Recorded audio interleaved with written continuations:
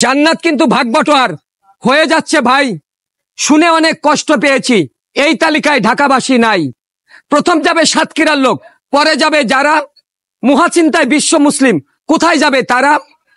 এইটা কিন্তু আমার কথা নয়, বুঝবেন না কেউ আমাকে ভুল। মুফতি আমির হামজা বলেছে কথা, শুনে আমিও হয়েছি ব্যাকুল। আবেগে আবলুব্ধ হয়ে সব কথা সব জায়গা নাই বলতে, এমনিতে মানুষ সঠিক পথে চাচ্ছে না আর চলতে। চারিদিকের ঝই ঝামেলায় সে যাচ্ছে দেশ, হাজার চিন্তা মাথায় নিয়ে আমরা সাধারণ মানুষ হয়ে যাচ্ছি শেষ। কেন আবার বানোয়াট বলতে যাব কথা? ভালো মানুষের অভাব নাই, কে নিয়ে যায় কোথা? আরে আমরা হলাম মুসলমান, আঁকড়ে ধরবো আল কোরআন। সঠিক কথা বলবো, সত্য কথা বলবো, সঠিক পথে চলবো।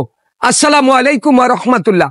প্রিয় বন্ধুরা, প্রিয় দেশবাসী, আপনারা দেখেছেন ইদানিং সারা বিশ্ববাসী দেখেছে, নেট দুনিয়া ব্যাপকভাবে এ নিয়ে আলোচনা সমালোচনার ঝড় উঠেছে।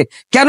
মুফতি আমির হামজা, যিনি একটি মাহফিলে বলতেছে যে জান্নাত কিন্তু ভাগবটোয়ার হয়ে যাচ্ছে। প্রথমে কারা যাবে? প্রথমে যাচ্ছে হলো সাতক্ষীরার লোক, পরে আরো কয়েকটা ডিস্ট্রিক্টের কথা বলেছে।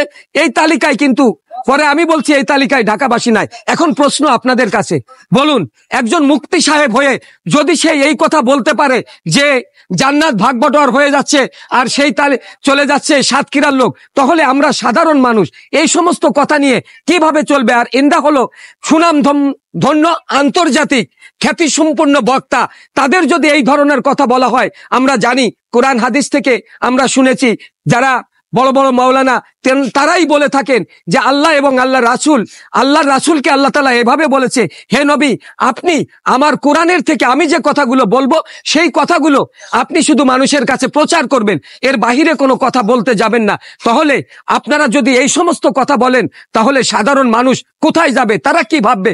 আমি আমার জায়গা থেকে একটি কথা বলবো, আপনারা যারা এরকম খ্যাতি সম্পন্ন বক্তা আছেন, তারা যে কোনো কথা যখনই বলবেন, এমন কোনো কথা বলবেন না যে সাধারণ মানুষের ভিতর তীব্রতা ছড়িয়ে যায়, সাধারণ মানুষের ভিতর আলোচনা সমালোচনার ঝড় ওঠে।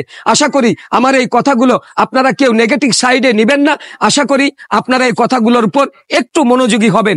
আসসালামু আলাইকুম ওয়া রাহমাতুল্লাহ ওয়া বারাকাতুহু।